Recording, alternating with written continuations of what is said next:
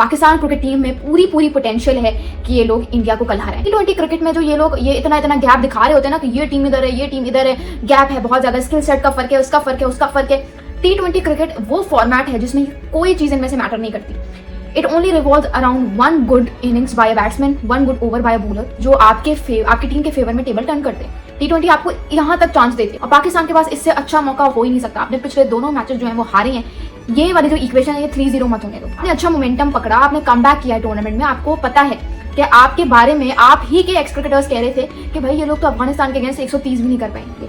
And what ends up, वो ये हुआ कि भाई हमने गंदे से गंदी परफॉर्मेंस भी अगर अफगानिस्तान के अगेंस्ट दी तो वो 160 रन पोस्ट करना था, वो भी हमने पोस्ट कर दिया और उसको भी डिफेंड कर लिया। आप कह सकते हो ऑन पेपर बड़े स्ट्रॉन्ग हैं, ये है वो है, but in T20I format it doesn't matter. Eight the end of the day आपके पास बहुत बड़ा सबूत है। वो कल का मैच है इंडिया वर्सेस श्रीलंका, जिसमें श्रीलंका ने बताया है कि अगर आप अच्छी बैटिंग करो, आप सिचुएशन के हिसाब से बैटिंग करो, वक्त पे स्ट्राइक रोटेशन के साथ काम लो, तो बड़े से बड़ा टारगेट चेज हो सकता है, चाहे सामने कोई बड़ी ही तीसमार खान बॉलिंग क्यों नहीं खड़ी। आपके पास परफेक्ट अपॉर्चुनिटी है to shut all those talks जो आपके बारे में होती है फजूल में। आप लोगों के बारे में कहा जाता है कि इंडिया वर्सेस पाकिस्तान की कोई राइवलरी नहीं है। शाहीन शाह अफरीदी ने बहुत अच्छा कमबैक किया, बहुत जबरदस्त कमबैक पिछले 2 गेम्स में। ये जो उसकी 9 विकेटें अभी है ना, कि वो जो लीडिंग विकेट टेकर बना हुआ है, one of the leading wicket takers of the tournament, ये उसके 3 गेम्स में विकेट्स आएंगे। He is a match winner for Pakistan cricket team. चाहे ACC के टूर्नामेंट्स उठा के देखो या ICC के टूर्नामेंट्स, सबसे ज्यादा अगर किसी प्लेयर ने मैन ऑफ द मैच के अवार्ड हासिल किए पाकिस्तान क्रिकेट टीम की तरफ से, तो that is none other than Shaheen Shah Afridi. तो उसके ऊपर तो आइज हैं कि वो क्या करेगा, लेकिन सिर्फ उसके ऊपर आइज नहीं रखनी, पूरी टीम को देखना कि हमने क्या करना। और हारिस रऊफ तो वैसे ही उसने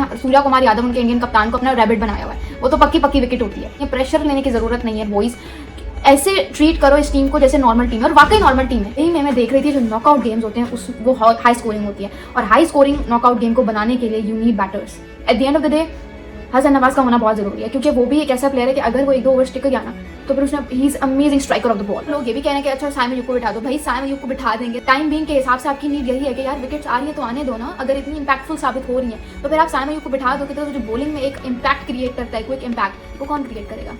अभी फिलहाल की बात करूँ टाइम बीइंग के लिए। And on top of that आप ये भी नहीं कह सकते कि यार हुसैन तलत को बिठा दो, क्योंकि मुझे पता है माइक हैसन अपनी स्ट्रेटेजी से टच से मस नहीं होंगे। वो जो उनकी 3 जेन्युइन बॉलर्स वाली स्ट्रेटेजी है, तो 3 जेन्युइन बॉलर्स में आपके पास शाहीन, हारिस और अबरार है, और अगर आपको एक एक्स्ट्रा पेसर की जरूरत पड़ गई, वफीम अशरफ उस तरह से अच्छा नहीं कर पाते, तो हुसैन तलत आपके पास एक ऑप्शन है। अब उसको बिठा के हसन नवाज को ले आएंगे फिर मसले।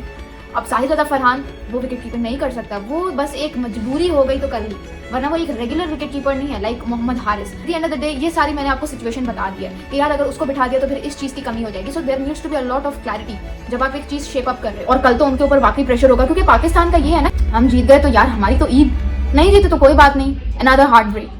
इंडिया के लिए है कि भाई तुम लोग पाकिस्तान से कैसे हार गए फाइनल में। फाइनल हार गए इस बात का दुख नहीं है, पाकिस्तान से कैसे हार गए।